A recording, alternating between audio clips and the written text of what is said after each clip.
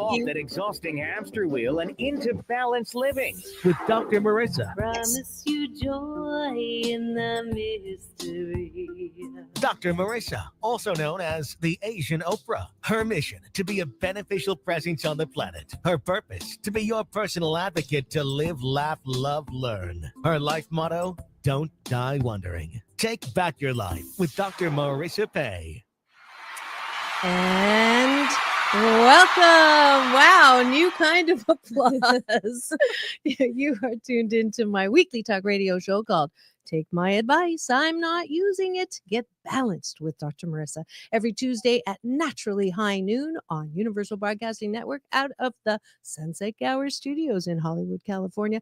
And then again Thursday at 7, Saturday at 1 on my syndicated CNBC News Radio channel, KCAA AM 1050, FM 102.3, FM 106.5, and now everywhere on iHeartRadio, whatever station that is for you. And this is a show about hope and happiness. So there's no CNN, no constantly negative news, no gossip, no scandal, and no K words, no Kardashian talk, and no Kanye talk at all. Instead, I want you to focus on your own reality show and how you can be happy 88% of the time.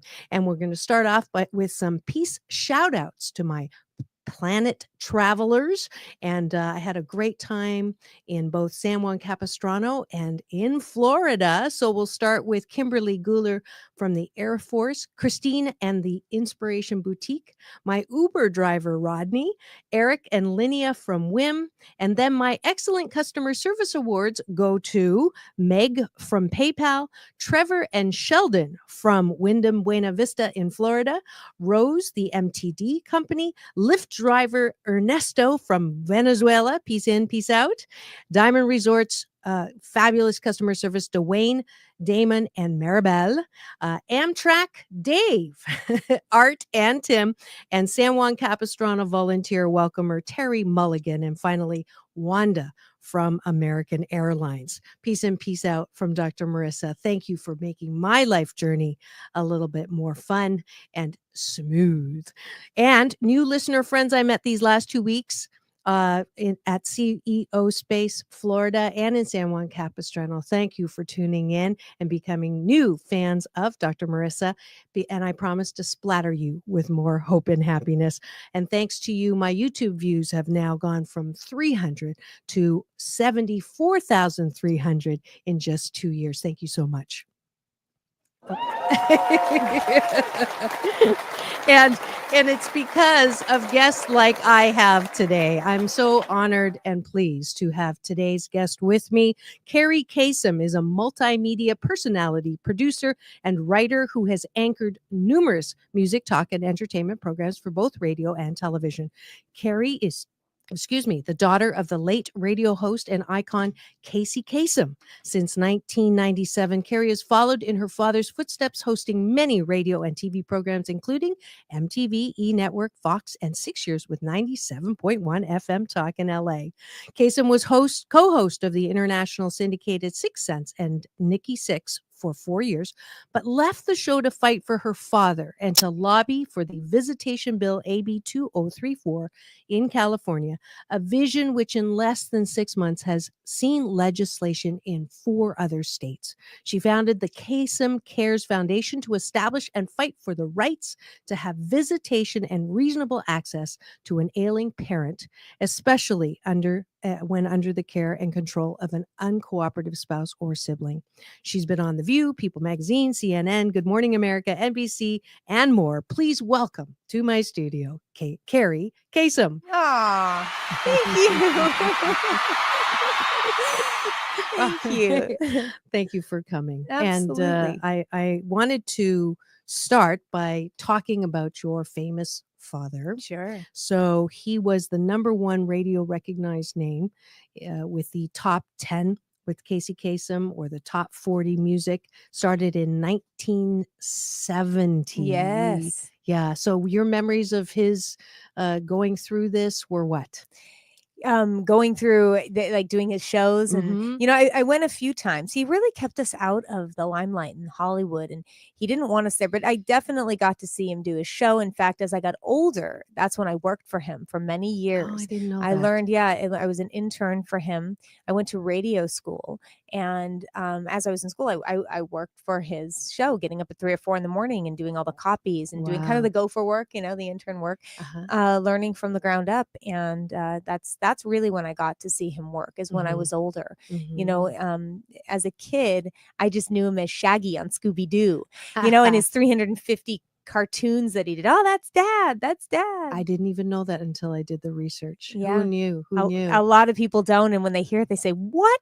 Casey Yeah. Kasem was Shaggy?" Yeah, Yeah. that's beautiful. What would be your favorite memory of working with him?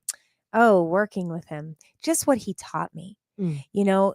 He said, always be sincere. If you don't believe in something, people are going to hear it in your voice. Mm. And don't ever, he was offered millions and millions of dollars for cereal ads and restaurant ads and soda ads, and he wouldn't do it because he didn't believe. He was a vegan. He wouldn't do anything dealing with animal products, not at all. And he could have Wow. made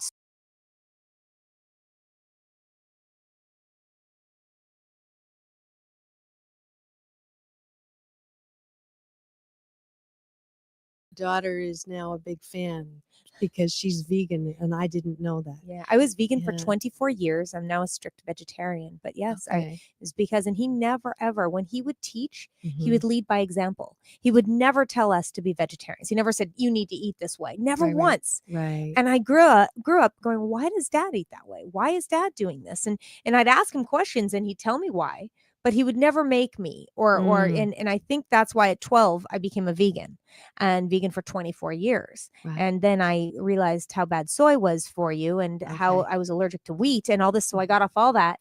And now I eat eggs. But besides that, I'm pretty strict still. Well, that's great. My daughter's a big vegan. She runs the club over at Cornell, and Oh, that's she awesome. yeah, That's awesome. was one of the reasons why she chose Cornell, because they Yeah. had great vegan food. But anyways, if you've just tuned in and you're wondering who I have in the studio today, it is Kerri Kasem, the daughter of the late wonderful radio icon and Shaggy on Scooby-Doo, Casey Kasem.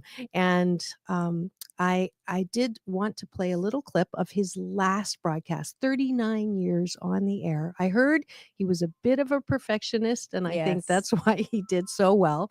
But he is, here's his very last broadcast that I'd just like to play to remind us all of the powerhouse that he was. I'm Casey Kasem. Well, now we're up to the #1 song in the land, and our look back at 4 amazing decades, counting them down. The countdown began on the 4th of July, 1970.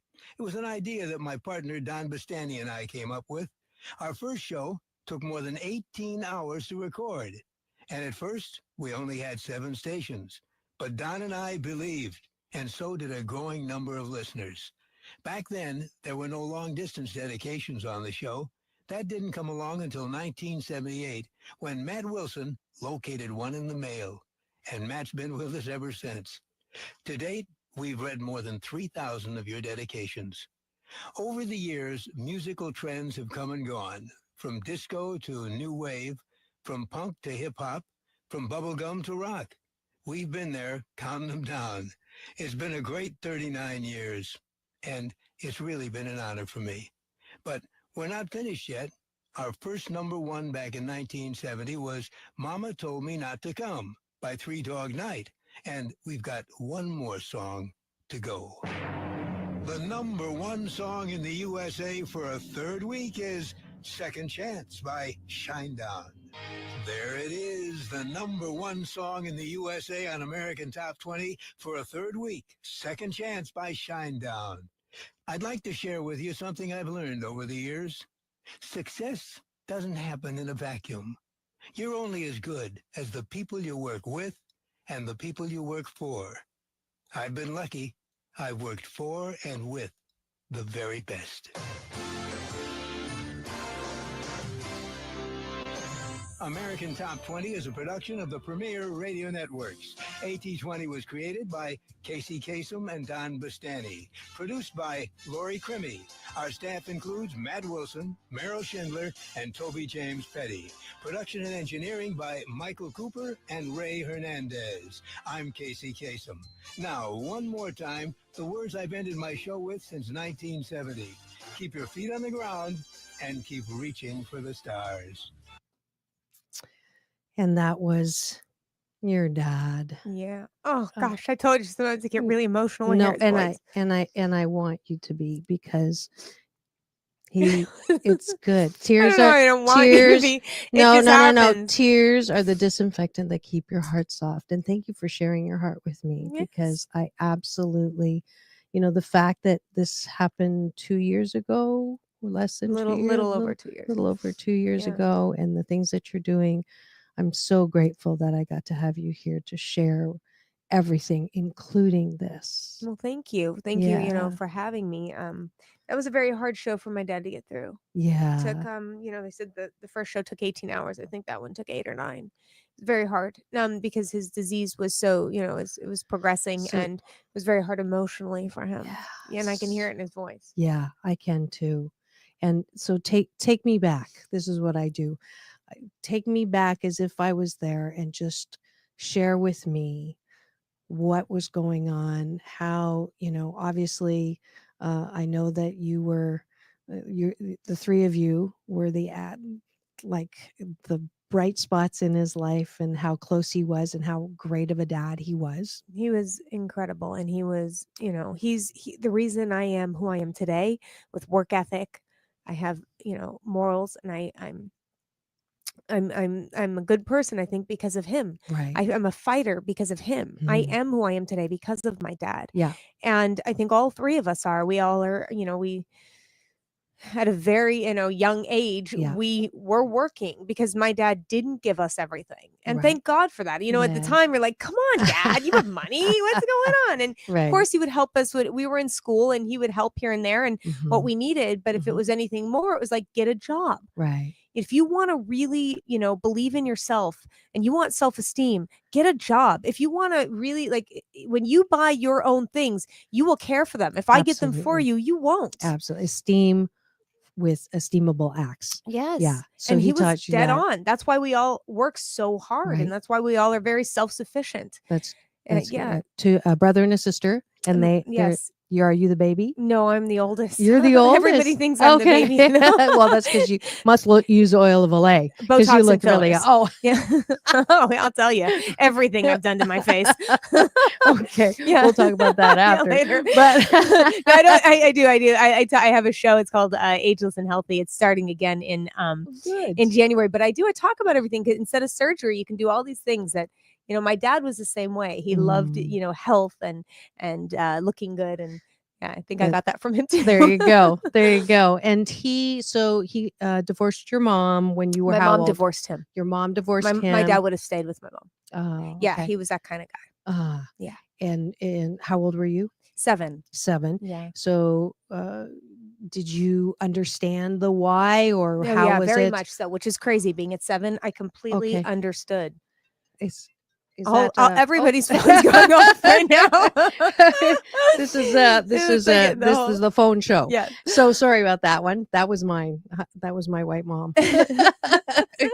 So, okay. So you were 7 and you understood what happened. Well, I understood because it wasn't a happy relationship, and a lot of fighting, a lot of yelling. And I remember when they said they were getting divorced, literally thinking, oh gosh, things are going to get better. Right. And at 7, and my brother and sister broke down. I remember the scene as if I'm there. I can tell you exactly where we were. We were outside the house, sitting on the brick, and they were sitting down. My brother, was in my mom's, and my sister was being held by my dad, and I'm standing there in between them, and I'm the only one not crying because I'm like, something had to change. I remember that. Right. Being such a kid thinking that, which is so weird. That is weird. Yeah, but that it is weird. affected me. It was not an easy thing to go through. Right. Right. And then it got worse when my father married, Jean Kasem, because she hated us for no reason. It From was the very beginning. From the very beginning. So there was never a good relationship. There was before they got married. She pretended to like us, and Okay. right after they got married,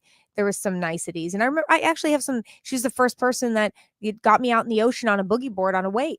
I remember that. Like that was amazing for me because I was never going in the ocean. Right, right, There were right. little things. She took us to a toy store once, and she's like, get what you want. And I thought, wow, my dad's never even done that. Right, it's right, like, right. what? Get what we want. Right, right. Okay. And I remember there were some fun things, and then all of a sudden, it was just like.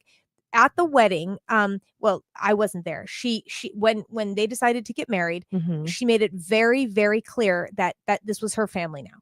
That you're not coming to the wedding, that you're not part of this family.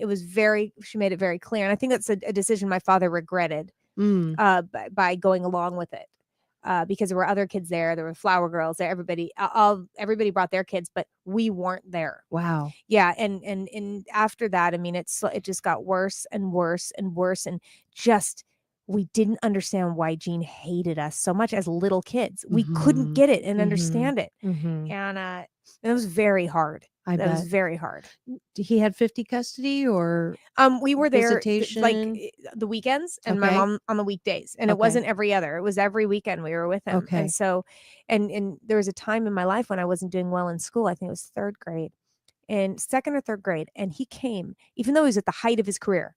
He came every single day to make sure I turned my homework in, to make sure he was there on recess, making sure. I mean, he was a really hands-on parent. Okay. And called us every day. Yeah. Even through our adulthood. He was on the phone or left us messages every day. And to then, we'll go back 3 years ago, to be told you'll never see your dad again, just because of spite, for no other reason. There's no, we weren't, my dad always told us, hey, I have a trust for you. And that was it. We didn't discuss money. We didn't care. We were all self-sufficient. We didn't care about money, but she made it into money. Oh, why do you want to see your dad? Like, what are you talking about? He's at our house every weekend, sometimes, twice a week. We can see him when we want. Right. We call him on the phone. She ripped his phone lines out. She fired the staff. And then she isolated him completely, not just from us kids, but from all of his friends, from his own brother, from everyone who wanted to get a hold of him. And they were calling us, panicking. This was 3 years ago? A little over 3 years ago. So he was 80 years old at the time? He died at 82. So yeah, he was. So 79. Yeah. And we had a picture with him on his birthday, April 27th, little party we gave him. Okay. And a few months later, that's when she said, you'll never see him again. Okay, go back a little. When was the Parkinson's diagnosis? In 2007. So how old was he then? So that was 70 he was in something. He was in his 70s. My mom has Parkinson's. Yeah. She's 83. So when I saw but that, but if it was Parkinson's, he'd still be alive today. It was Lewy body dementia that they finally, and they could have had both, but Parkinson's and Lewy body mimic each other. Okay. So you really can't, in the beginning, you really don't know, because there's the shaking, but then the dementia really kicked in, and you can have Parkinson's with dementia. This was it was a different kind of dementia, but one thing that he never had, he never didn't know who we were. Okay. Always knew who we were. Okay. He would just have the hallucinations about other things, but he knew who was there always. Okay. And that's what made it so painful, because we know that he knew that we weren't coming to visit, and being told that we didn't want to, and being told that we're not calling. He had a phone in his room. Everybody in that house, there have been people who've contacted the police or contacted me who've said exactly what went on. She left a phone in his room and didn't connect it, and he couldn't get out of bed, and he thought, nobody's calling me. I mean, how you can't get more evil. I mean, that's just, you don't do that. And not only is it evil, it's unconstitutional, and it's you go against federal law there. There's been federal law put into place about communication and being able to communicate, especially if you're in a nursing home or a hospital. So if people are going through this right now, and they have a loved one that's in a nursing home or hospitals, a public residence, not a private, they can take the federal law, and you can find it. You can just find me at Kerri@KasemCares.org. Ask me for it. I'll send it to you. You walk in there and tell them, if you don't let me see my loved one who wants to see me, I will sue you. And they a lot of times they don't even know there's a federal law, the nursing Right. home. Mine Right. didn't. The nursing home Right. didn't. And immediately once they realized it was law, they let me see my dad. So whether it's under guardianship, a spouse, whatever it may be, if that person wants to see you and they're in a public public residence, not a private, you have every right to see that person, and they have every right to see you. Did you ever tell your dad, even growing up, as a teenager, I'm sure you felt the love. Sarcasm is another service I offer from Jean. Did you ever tell, like, Dad? Yes. And what, he's torn? In the beginning, it was like, oh, just give her time. I remember he kept saying she's really insecure. Right. I was going to say yeah. that. And he kept making excuses. Right. As we got older, there was this ongoing thing my dad would say, and it went on for a very long time. He kept saying, it's going to get better. It's going to get better. I promise. It's going to get better. And there was a time we're all in his car, and I remember this, we're driving, and Jean had done something horrible. And we said, Dad, why are you allowing this? Right. Why do you let her do this and this and this? What is going on, Dad? Right. And he turned to us and he goes, it's going to get better. And we all took a moment, and all of us at the same time burst out laughing, because there was nothing 15, 16, 17 years of it's going to get better. And he knew it. It was not getting better. It was getting worse. And it was, it's either you're going to cry or you're going to laugh. And at that point, it was like, we just laughed. There's nothing. It's not getting better. It's getting worse, Dad. And he couldn't do anything about it. In the time that he did want to do something about it, it was too late. He was too sick and he was too weak. Yeah. I'm so sorry. It's okay. It's what, he always fought for the underdog.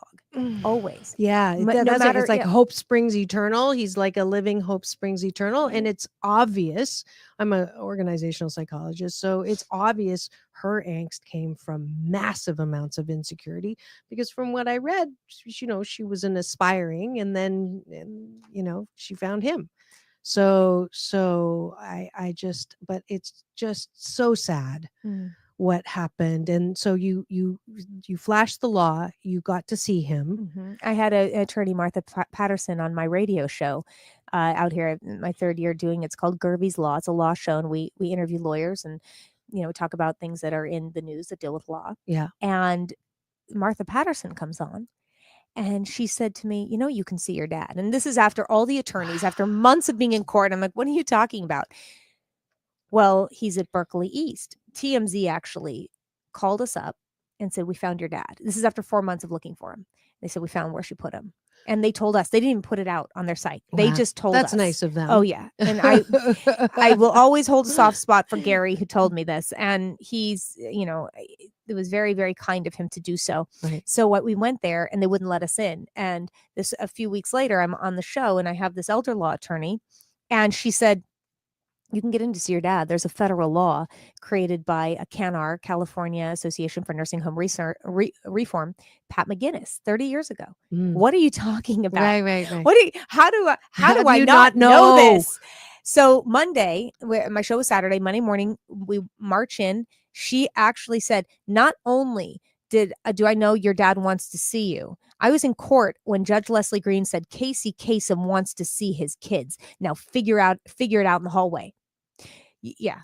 So she marched in there with the court transcripts, with the federal law, and within a half an hour, we were sitting next to my dad. Oh, and this is where the Reels documentary goes from there. And if you sent me the link, and I watched it, and I was mesmerized. And I do the research because I just got back from Florida, so I watched it yesterday, and I'm like, I was just shocked, because you hear or you see or what gets reported, it has all of the whatever, so you really don't know what happened, right? But that this could happen, it's unbelievable. It's unbelievable that you go to see someone that you love, who loves you, and all of a sudden you can't. Right. I mean, that's just like, what? I know. People don't realize that once you turn 18, you have no rights to see your adult parents. None. Zero. So if your adult parent becomes disabled or sick, and there's a caretaker living in the house, or you're in somebody else's home, they can actually say you're never going to see your parents again, and it's legal. They don't have to let you in that house. And people say, oh, well, I'd knock down the door. Well, you'd be in jail and then really never see her. Well, I wouldn't let that happen. Really? I did everything. I called the police. I called Adult Protective Services. I went to court, spent $350,000. And even though my dad said, I want to see my children, I want my children in charge of my medical care. I mean, to In the writing? judge, to the court-appointed doctor, Uh-huh. Dr. Trader, to the PVP attorney, that's his attorney appointed to him by the court, said the same thing, says Sam. And then they all took it to the judge and said, Judge, let Casey see his kids. Because there's no she literally couldn't rule on that because there was no fight for power of attorney and there was no fight for guardianship. She could not rule on visitation. You have to go through an entire trial, an entire fight just to rule on visitation. I changed the law. This is when this happened to me, I started getting hundreds of letters from people going through the same thing. They couldn't see their parents. They were being Mhm. stopped, whatever it may be. Mhm. And actually, it's a common sense law that needed to change. So Assemblyman Mike Gatto, after hearing my story, his office called me. And my stepfather is a lobbyist. My lawyer had written a bill in 2011 concerning the same thing. It was like it all came together. Yeah. So yeah, serendipitous, right? It just was, yeah. it just happened. And we all got together, wrote this bill that I've now taken state to state. It's gotten passed in 8 states, including California. Yay! Yay. Yay! Where's my applause? Where's Yeah, my I applause? know. There we go. And then right now it's in 13 other states, going through the legislatures right now. So I'll be lobbying like crazy this next year. But yeah, so if you are going through this and you can't see your parent, please contact kasemcares.org. It's KASEM, Mhm. cares.org. We have a hotline. We have a helpline. We have support. I go out and I speak all over the country Mhm. concerning this. So glad that Yeah. this all happened. And I'm telling you, 'cause even I in death, really, my dad is in me. is There's that is spark. right, Yeah. right. You're I it, so I'm mixed. Okay, so I'm super grateful that this horrific thing has resulted in something so powerfully needed and fabulous. And that is amazing. And you win hands down Dr. Marissa's Beneficial Presence on the Planet Award. Aw, Hands down. well, thank hands you. down. Thank you. More applause. You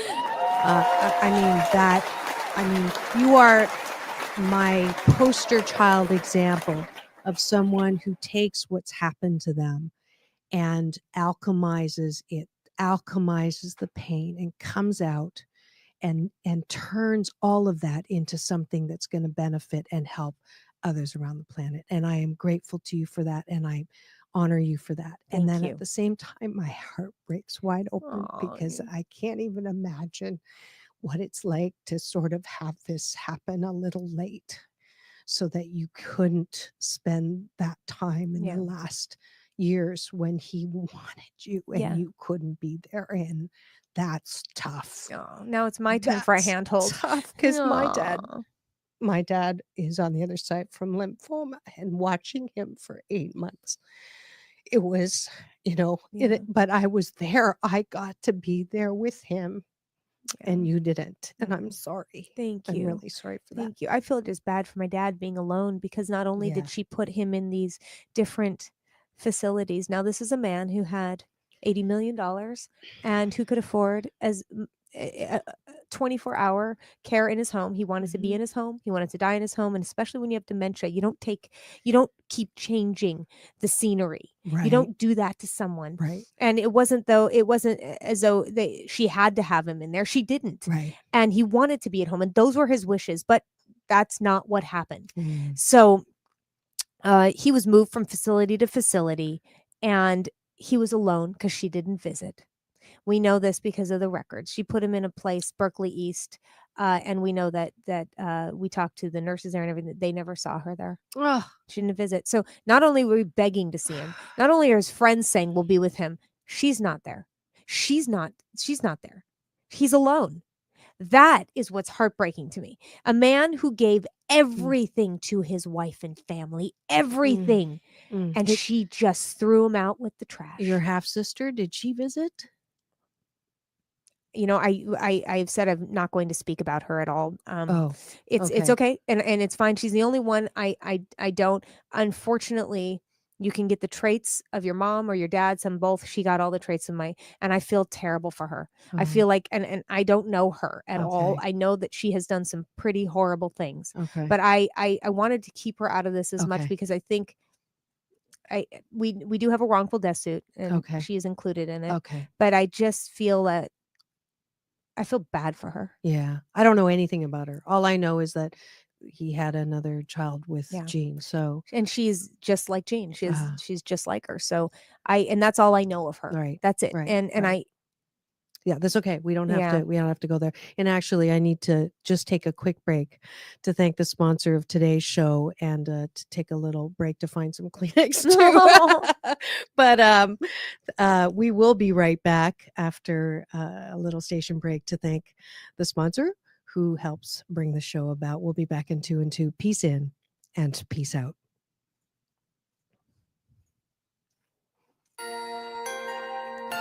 Get ready for the holidays and celebrate creativity at the Timeless Treasures Boutique. Come to Huntington Beach today until Christmas Eve for all your needs for decorating your home with colorful love for all who will be coming home for the holidays, and a free gift if you mention Dr. Marissa. So come and enjoy the holidays California style. For time and directions, go to www.timelesstreasuresboutiques.com. And we are back. Thank you to Timeless Treasures, and I will be there on Thursday. So if you come and mention Dr. Marissa, you'll get a gift. And also go visit my surrogate mom, Creations by Dolores's booth. She makes beautiful knitting stuff, and it's fabulous. You'll be supporting my family, my surrogate family. And if you've just tuned in, you are listening to Take My Advice. I'm not using it. Get balanced with Dr. Marissa Pay. And we are broadcasting live today out of the Sunset Gower Studios. If it's Tuesday, on ubnradio.com. And if you're listening on Thursday or Saturday, it's from my syndicated CNBC News Radio channel, KCAA AM 1050, FM 106.5, 102.3, and then all over on iHeartRadio. And today we have my most recent and very, very, very large winner of my Beneficial Presence on the Planet Award, Kerri Kasem, the daughter of the late great, and he is on the other side, Casey Kasem. He's teaching my dad, I'm sure, something about radio, which he didn't understand why his daughter would ever be on the radio, but I'm sure that he's schooling him, and I know that they're in a good place. I do know that. Yeah. In spite of all of this, I know that where they are, there is no pain, there is no loneliness, there is no missing. So I take comfort in that. I know you take comfort in that. And so I know that you've taken, you're still doing radio. Yes. You're still doing some shows, but you're also really working hard to make sure that no one goes through what you had to go through, you and your family. That's right. And not seeing. So, it's interesting when I watched that.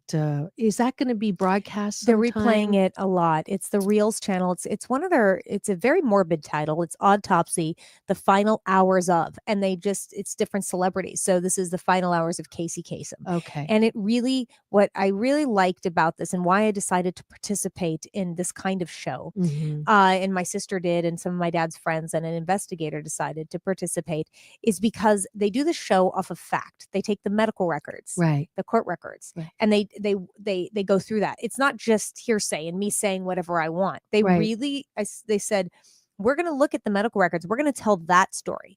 And so I got together with my family, and we talked to our lawyers, and we said, could this hurt us? Could this help us? Right. And they said, well, if they're really going to use the medical records and we turn those over, Mhm. then there's only one story they can tell. Okay. And we put our faith in that. And they did. They told the story that was in the medical records. And they actually, one of the producers said we had to literally go to our lawyers in the channel and say, look, usually we have to give a fair and balanced kind of, Sure. both sides. Sure. There isn't one. There isn't a fair, isn't one. Right. And right. Well, yeah. Even like balanced news that showed, when you tried to, once you got the court order and you went to try to get him, the news covered her reaction to that. Yeah. Which I thought was kind of ridiculous, that she plays something that obviously sounds like he's in pain. He's in pain. But it's not connected to her saying anything, No, so it was like almost incriminating on her behalf. It's really the actual lawyer, and what you're talking about for people that are just tuning in is when I was in Washington after my stepmother ripped my father, Kerri Kasem, out of his bed at 2:30 in the morning at Berkeley East facility in Santa Monica, then decided to take him, around Los Angeles to hide him until she found a place, Las Vegas, drove him to Las Vegas, where this is a man that needed to be transported by gurney, needed IV fluids, and had a feeding tube. Everything was disconnected. She, was pouring Ensure down his feeding tube, which clogged everything. He was very ill by the time he got to the Vidara Hotel.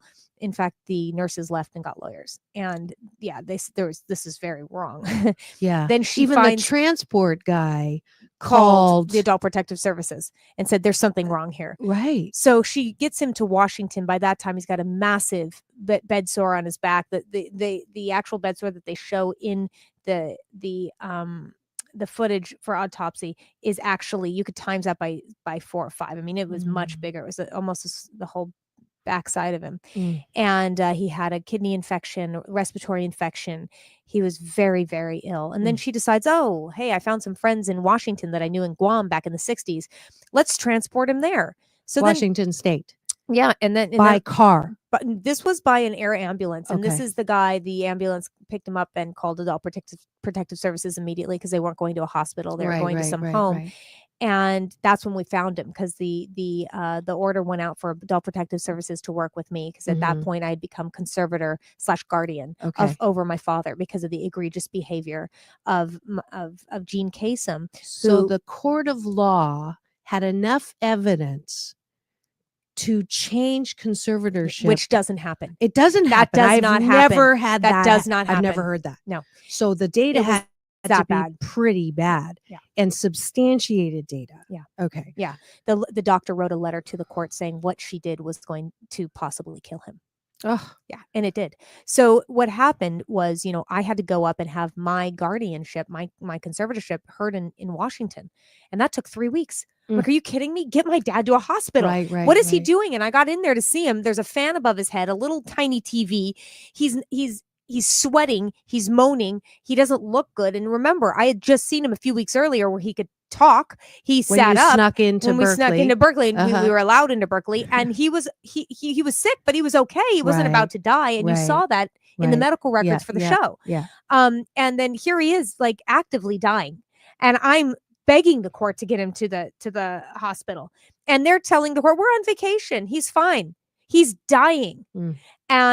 And so when I finally get him to the hospital, I call my brother, I call my sister, I call the whole family. I said, I don't think Dad's going to make it, because they told me he doesn't have much time. Everybody comes, and for 15 days, we're around his bed. We're praying. We're doing everything we can to save his life for that first week. And you see in the show how the fluids were killing him, how his organs were shutting down. He wasn't digesting his food.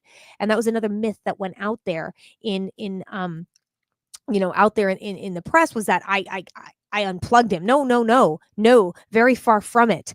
When he was dying, and we had 3 doctors say it's futile.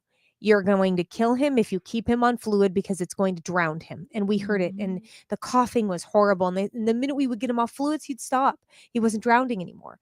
So they said, look, it's time for hospice. And that was the hardest decision I ever made in my life. And then to hear in the media, I pulled the plug. Are you kidding me? Yeah. Like, it was so hard to hear all the lies come out from that woman's mouth. But I just kept going. I knew that I had made it this far, and my dad was not going to die alone. And he knew we were there, and he knew he was loved, and he died with all of us surrounding him. You don't see that in the documentary. You just see us kids, but it was friends and family. We're all there. Good. And we all had our hands on him, and we were all praying. His we were all talking to brother. him, everybody, his brother, my aunt, His his best friend, manager, one of his best friends, my brother, my sister. and me and Jean and Liberty were allowed to come in there. The court, in fact, stated that they could be there. We asked for them because we thought my dad was holding on. Thank you for telling me that. We asked for them. We called up her lawyer and we said, please have them come. He's holding on for them. He's holding on. Right. But now I believe actually he was holding on for the date that he died. He died June 15th, which was Father's Day. After we were told we were estranged, that he didn't love us, blah, blah, all the nonsense that came out there. He waited to die on Father's Day. A month later, and this is already, I have my foundation going, I have the bills going, I'm doing everything I can to see him through the law. A month later, I get on the computer and I look up June 15th just to look it up. I don't know, something compelled me to do it. Right. And I froze and I turned white. And I swear I must have sat staring at that computer for minutes, because 9 years ago, the UN designated June 15th as World Elder Abuse Awareness Day. Yeah. You can't get a bigger sign than that. You can't get a bigger sign than that. Wow. Yeah. So I am thinking, well, he's waiting for his daughter. And maybe he was, but I feel like he was waiting for that day. The message. Yeah. That. And he said, keep going. Mhm. I know it. And he was with me that for a month. He was with me by my side. I felt him. And now he goes, I know he's visiting other people and with other people. But Jean decided that, to give us the one last stab in the back, that she was going to find a place as far away as possible and bury my father. So she forged his death certificate, put that they were living in Jerusalem for 18 years. Yeah, I know. Didn't spell his name right. Didn't have his birth date of his parents or their parents' names. Forged everything and tried to get him in Jerusalem. They said no. My dad's never been there. He's never been to Israel, never been to Jerusalem, never been in that area. Right. And his parents came from Lebanon, but his mom was born in the USA. My dad was born here in the US. Right. He's a US citizen. He wanted to be buried in Forest Lawn, but she couldn't get him there. So she takes him to her boyfriend's hometown of Montreal, Canada, tried to get him there. Then we stopped that. Then writes a letter stating she's Norwegian to get him into Norway. I call up her family. I call up Jean Kasem's family and said, are you Norwegian? They said, absolutely not. I said, would you write a letter to the government stating you're not Norwegian and that your grandmother's not Norwegian? They did. We stopped the burial in Norway for about 4 months. All of his friends and family wrote. He got a huge petition going, and it stopped it. But then after 4 months, they buried him in an unmarked grave, which is still unmarked. And he is in Norway, a place he's never been, a place where people don't know him or never heard a show. And that was the last, here, kids, this is what you get. But the one thing, this is so telling about my stepmother. If she really knew my dad, she would know that his body didn't mean anything, Right. that he was a spirit having a human experience. That's right. And he believed that. And he believed in reincarnation. And he believed he was a very spiritual being. She can never take him from me because he is with me always. Always. And so the fact that she thinks that was so like, it is. yeah. Yeah. So yeah, he's with yeah. me. I don't need to go sit by a grave and I don't go to my father's. He's not he's there. not there. He's He's not there. But some people, and I understand, some people feel closer, and that's okay. Yeah. And totally a lot of okay. his fans wanted, and a lot of his other family members right, wanted to be there. Right. Well, if you're a fan, you go and support the work of his daughter. That's what you do in honor of Kerri Kasem. And also, can I say something else? Yes, I'm an please. ambassador for Please. Youth for Human Rights, and my dad's human rights were violated. My human rights were violated, and I did not know my 30 human rights, and most people don't. Most people can't even name one, Yeah. and that's okay. That's where I was. Yeah. Know your 30 human rights. They're very simple. They're common sense. And if you see something wrong in your neighborhood, in your school, in your city, in your state, in this country, you can change the law like I did. Yeah. And I didn't believe it until I was put in this situation. So I'm an ambassador for Youth for Human Rights and United for Human Rights. And what's so wonderful, and if you have a friend or family member who's a teacher, I'll tell you something, Dr. Marissa, this is amazing. Go on to youthforhumanrights.org, click on Educator's Kit. Okay. and they will send you the most beautifully packaged educator's kit. You can teach your class for an entire semester, a Mhm. day, 2 days. It gives you all the materials for the classroom, Mhm. DVD, beautiful, beautiful DVD on each Yeah. one of the 30 The human rights. Yep. Mhm. And Mhm. and I can't tell you how many teachers love this. Yes, there you go. They love it. And now they have this curriculum, because I know friends of mine who are teachers that buy a lot of the stuff for the classrooms. Right. And you don't get paid enough to do that. Yeah. So this Yeah. is a beautiful, beautiful way to teach kids human rights. And one of the most beautiful stories that I heard from Mary Shuttleworth, who's the president of Youth for Human Rights, she said there was somebody that went in and was teaching human rights to Mhm. a classroom, Mhm. and they went through the human rights. Yeah. And there was a boy in there that wrote a letter to his parents that said, I was going to kill myself today. Mm. And I sat through this class, this presentation, Mhm. and because I know my human rights and because of the video and because of what I saw, I decided not to. Mm. I mean, it's that powerful. I've It seen is some of that the commercials powerful. because I Yeah. met y'all when I was invited to speak at the Youth Summit, Compassionate Yes. California in Action, Yes. and it was beautiful and transforming, which is why I wanted to have y'all on the show Yeah. for my Christmas episode. I'm so glad. And this is a great Yes. Christmas present too. Yes. So even if you're not an educator, they'll send you all this free material. Yeah. It's beautiful. That's the Asian Oprah giveaway for the day. There you go. Go to the site, get it, use it, and guess which one I accidentally just opened up to. Right number 14, the right to seek a safe place to live. That's your dad. Yep. That's And the your right dad. to life. Yeah. Yeah. That's, And no torture. no torture. Yeah. And he's not tortured anymore. Right. And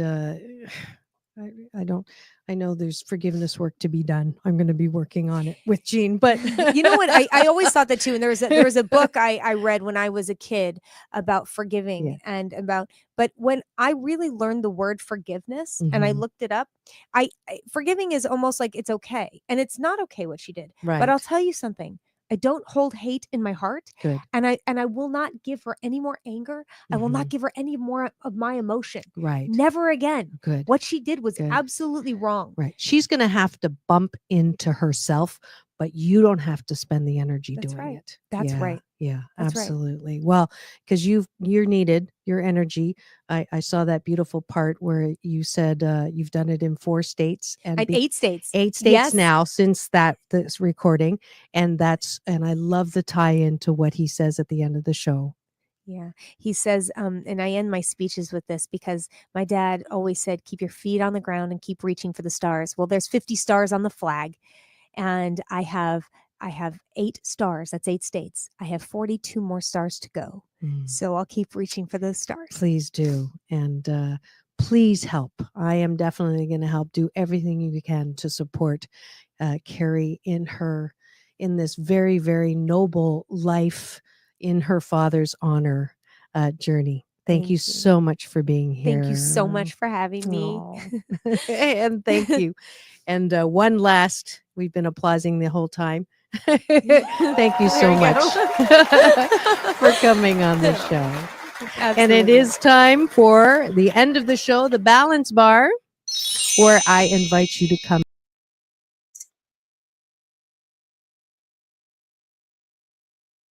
Wow. I hope you enjoyed that as much as I did. I am incredulous and I got chills again.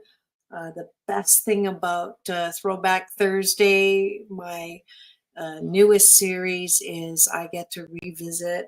When I saw her last week at the Modern Day Wife event, I didn't know she was going to be on the celebrity panel. That's why it's #Naxidentally.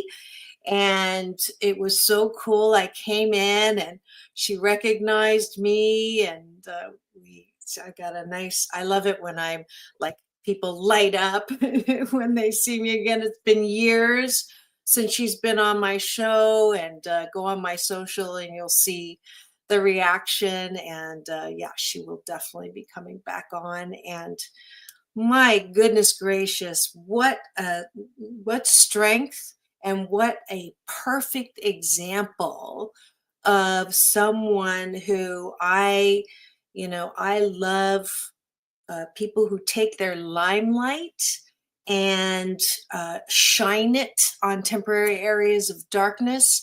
And she's done that in the most incredible major way.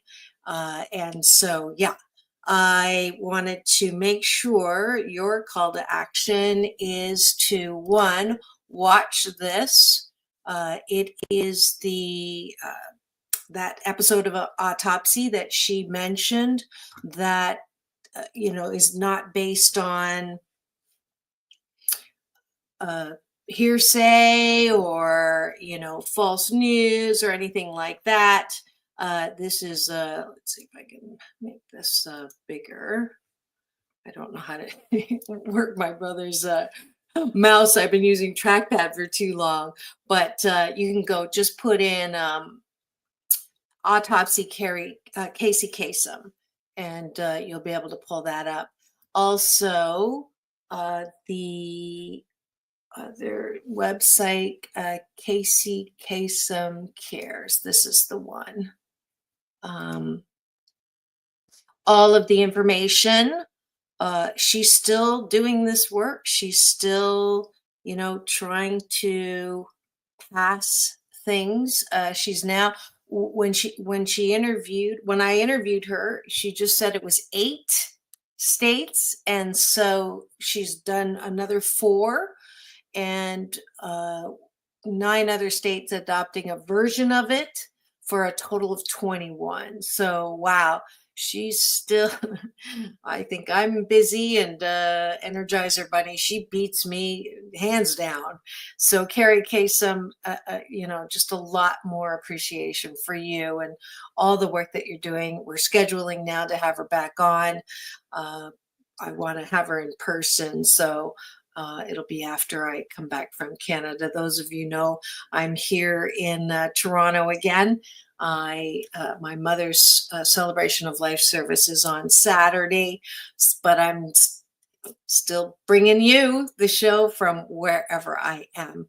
And let's go to our breakfast.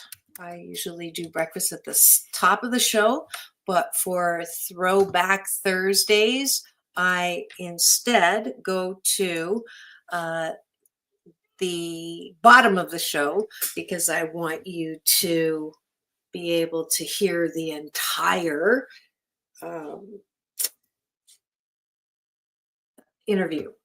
so here we go. Gratitude sandwich. And if you just tuned in and you're wondering what's going on in studio today, we just had a fabulous treasure chest re-spotlighting the interview with Kerri Kasem, who I just bumped into not accidentally last week.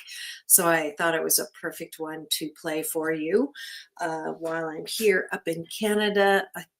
He's from Canada too. And I know those of you in the generation of radio before, probably listening to radio before TV, it is Kerri Kasem, Top 40. He did all of the music he's classically known for. He's Mr. Radio. So Kerri Kasem, Top 40, Top 10, Top whatever, you'll remember him. But the end of his life was truly the energy and impetus for reform in elder care, elder abuse, because of what he went through. But he did not pass without leaving a legacy. His daughter is carrying that out on making sure that elder care prevails over elder abuse. So that is what I'm grateful for. Top of the bun, gratitude bun, taking a bite of my gratitude sandwich. Top of the bun is things we're grateful for outside of ourselves, and bottom of the bun is things that we're grateful for inside of ourselves. Appreciation is the other way to look at it. I'm grateful that I get to broadcast from anywhere and everywhere in the world. I am grateful that y'all are with me. I see eyeballs rolling into the studio. I'm grateful for the continued support that this is the number one talk in IE. Thank you very much, as well as the home for Asian Oprah, as well as my YouTube TV channel. I just got another email from YouTube. I'm in the top 5% of YouTube creators, thanks to y'all. And also now my impressions are at 3.94 million. So thank you very much for all of the support.